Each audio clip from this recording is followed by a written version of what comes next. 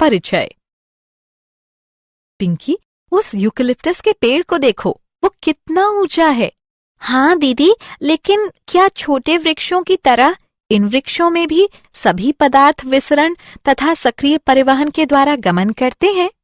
हाँ, लेकिन केवल विसरण तथा सक्रिय परिवहन के द्वारा नहीं, वास्तव में ये प्रक्रियाएं मंद होती हैं। तो दूसरी प्रक्रियाएं कौन सी हैं? आओ, मैं तुम्हें इन प्रक्रियाओं के बारे में बताऊं। उद्देश्य। इस पाठ के अंत में आप निम्न करने में सक्षम हो जाएंगे। सामूहिक या थोक प्रवाह प्रणाली को परिभाषित करना, एपोप्लास्ट और सिम्प्लास्ट पथों की व्याख्या करना, मूल दाब सिद्धांत का वर्णन करना, वाष्पोत्सर्जन खिंचाव सिद्धांत का वर्णन करना, वाष्पोत्सर्जन प्रक्रम की व्याख्या करना, लंबी दूरी तक जल का परिवहन। परिचय। मित्रों, जैसे कि हम सभी जानते हैं कि छोटी दूरियों तक पदार्थ विसरण तथा कोशिका द्रव्य प्रवाह के माध्यम से सक्रिय परिवहन द्वारा पहुंचाए जाते हैं। किसी पादप में लंबी दूरी तक पदार्थों का परिवहन केवल विसरण द्वारा नहीं किया जा सकता। विसरण एक मंद प्रक्रिया है। यह अणुओं का केवल छोटी दूरियों तक संचलन कर सकती है। उदाहरण के लिए एक प्रतिरूपी पादप कोशिका लगभग 50 माइक्रोमीटर के आर पार अणु को गति करने में लगभग 2.5 सेकंड का समय लेती है। कुछ वृक्ष 50 फीट तक ऊंचे होते हैं, इसलिए हम सोच सकते हैं कि केवल विसरण के माध्यम से पादप में 25 से 30 फीट की दूरी तक अणुओं को गमन करने में कितने वर्षों का समय लगेगा।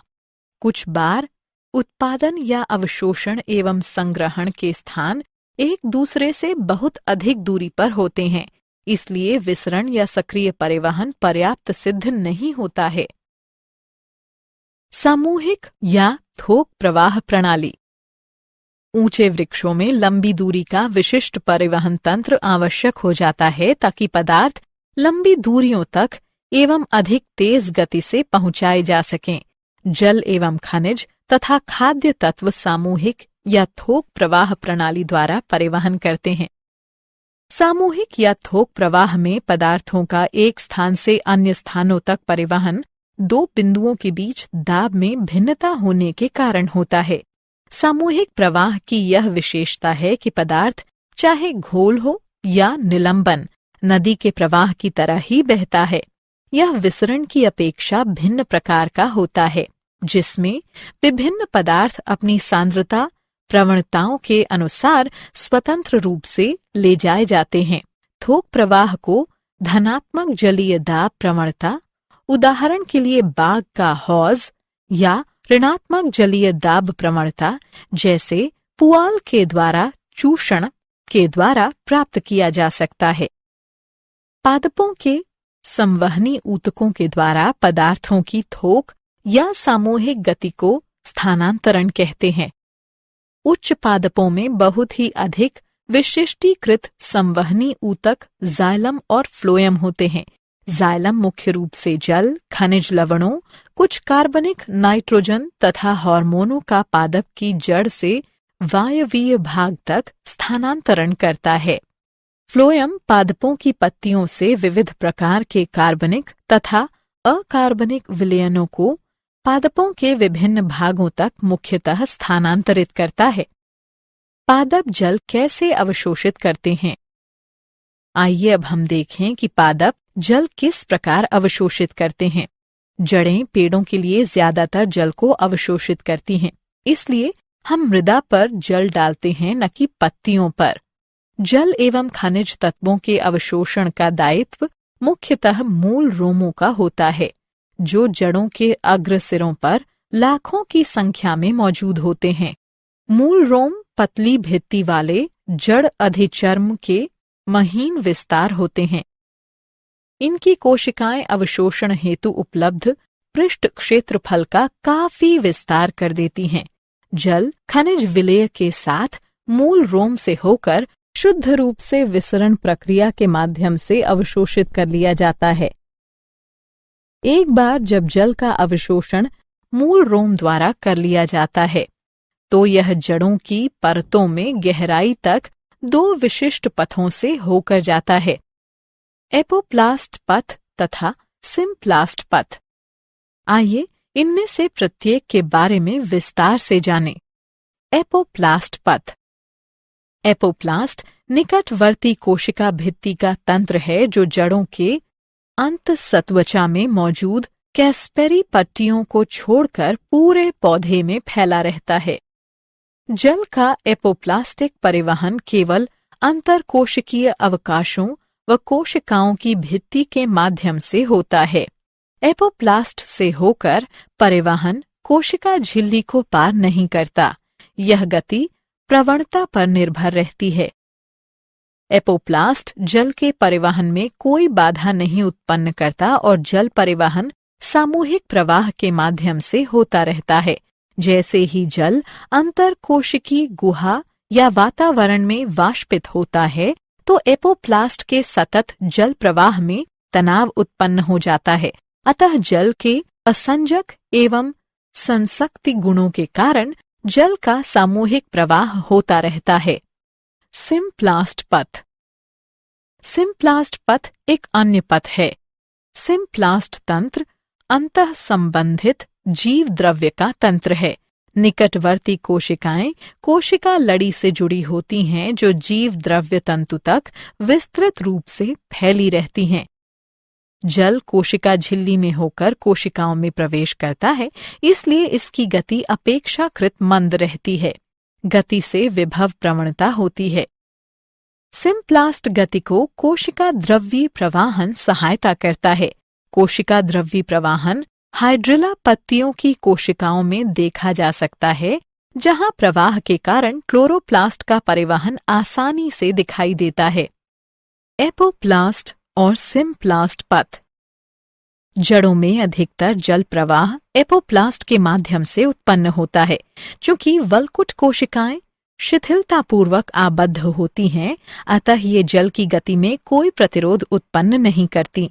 हालांकि वल्कुट की आंतरिक सीमा अंतःसत्वचा जल के लिए अवप्रेशय होती है, जिसका कारण कैस्पेरी पट्टी कहलाने वाली सुवेरिनमय मैट्रिक्स होती है।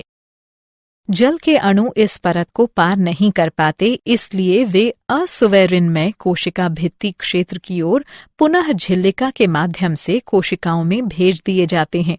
इसके बाद जल सिम्प्लास्ट द्वारा गतिशील होता है और जाइलम की कोशिकाओं तक पहुंचने के लिए पुनः झिल्ली को पार करता है। जड़ों की परतों से अंतःसत्वचा तक जल की गति पूर्णतया सिम्प्लास्टिक होती है। जल तथा अन्य विलेय पदार्थों के वैस्कुलर सिलेंडर में पहुंचने का यही एक मार्ग होता है। जाइलम के अंदर पहुंच जाने के पश्चात जल पुनः कोशिकाओं के बीच तथा उनके आर पार जाने के लिए स्वतंत्र हो जाता है।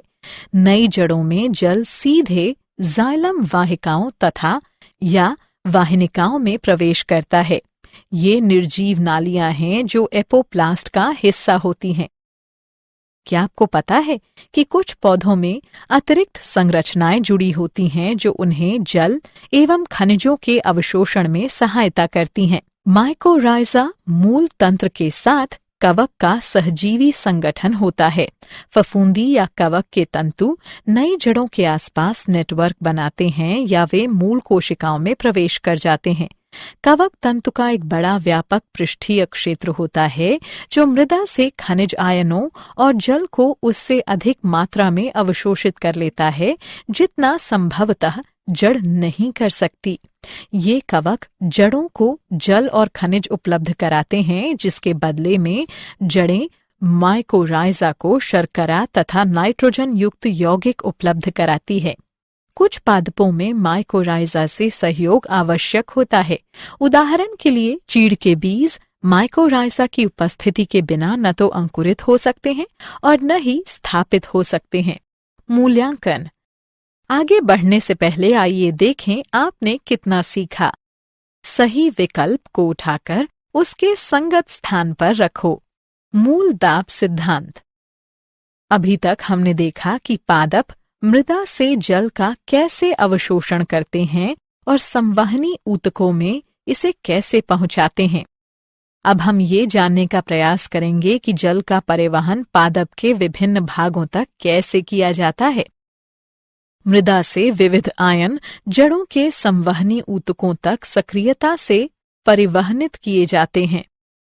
उसके साथ जल अपनी विभव प्रवणता के साथ इसी प्रक्रिया का अनुसरण करता है और जाइलम के अंदर दाब बढ़ा देता है। यह धनात्मक दाब ही मूल दाब कहलाता है और तने में कम ऊंचाई तक जल को धकेलने के लिए उत्तरदायी होता है। मूल दाब के प्रभाव रात में तथा प्रातःकाल के समय देखे जा सकते हैं, जब वाष्पोत्सर्जन कम हो और अतिरिक्त जल घास की पत्तियों तथा अनेक शाकीय पादपों की पत्तियों के सिरों पर शिराओं के विशिष्ट रंध्रों के परितः बूंदों के रूप में एकत्र हो जाता है। इस प्रकार द्रव के रूप में जल का हौस बिंदुस्राव कहलाता है। मूल दाब का व्यापक योगदान जाइलम में जल के अणुओं को निरंतर कड़ी के रूप में स्थापित रखने के रूप में समझा जा सकता है, जो कि अक्सर वाष्पोत्सर्जन के कारण उत्पन्न होने वाले वृहद तनावों के कारण टूटती रहती है। अधिकांश जल को परिवहनित करने में मूल दाब का कोई अर्थ नहीं है। अधिकांश पौधों की आवश्यकता वाष्पोत्सर्जनित खिंचाव से पूरी हो जाती है। वाष्पोत्सर्जन खिंचाव सिद्धांत। एक अन्य सिद्धांत अर्थात वाष्पोत्सर्जन खिंचाव सिद्धांत में अधिकांश अनुसंधानकर्ता इस बात पर सहमत हैं कि पौधों द्वारा जल मुख्यतः खींचा जाता है और पत्तियों से होने वाला वाष्पोत्सर्जन इस खिंचाव प्रक्रिया की संचालन शक्ति होता है। इसे जल परिवहन का संसर्जन तनाव वाष्पोत्सर्जन खिंचाव मॉडल भी कहा जाता है। पादपों में जल अस्थायी होता है। प्रकाश संश्लेषण तथा वृद्धि के लिए पत्तियों में पहुंचाने वाले जल के 1% से भी कम भाग का उपयोग किया जाता है। जल की अधिकतर मात्रा पत्तियों के रंध्रों द्वारा उड़ जाती है। जल की यह क्षति वाष्पोत्सर्जन कहलाती है। वाष्पोत्सर्जन। आइए अब इस मॉड्यूल के अगले प्रकरण अर्थात वाष्पोत्सर्जन को देखें। वाष्पोत्सर्जन पादपों द्वारा जल को वाष्प रूप में परिवर्तित करने के कारण होने वाली हानि है। यह मुख्यतः रंध्रों से होता है जो पत्तियों पर पाए जाते हैं। वाष्पोत्सर्जन में जल वाष्प की हानि के अतिरिक्त पत्तियों में छोटे छिद्रों, जो रंध्र कहलाते हैं, के द्वारा ऑक्सीजन एवं कार्बन डाइऑक्साइड का विनिमय भी होता है। सामान्यतः ये रंध्र दिन के समय खुले रहते हैं और रात के समय बंद हो जाते हैं। रक्षक कोशिकाओं की स्फीति में परिवर्तन रंध्रों के खुलने व बंद होने का मुख्य कारण है। प्रत्येक रक्षक कोशिका की आंतरिक भित्ति रंध्र छिद्र की तरफ काफी मोटी एवं प्रत्यास्थ होती है। जब रंध्र को घेरने वाली 2 रक्षक कोशिकाओं में स्फीति दाब बढ़ता है तो पतली बाहरी भित्तियां बाहर की ओर उभरती हैं तथा आंतरिक भित्ति को अर्धचंद्राकार स्थिति में आने के लिए बाध्य कर देती हैं। रंध्र छिद्र के खुलने में रक्षक कोशिका की भित्तियों में उपस्थित सूक्ष्म सूत्राभ की दिशा भी सहायता करती है।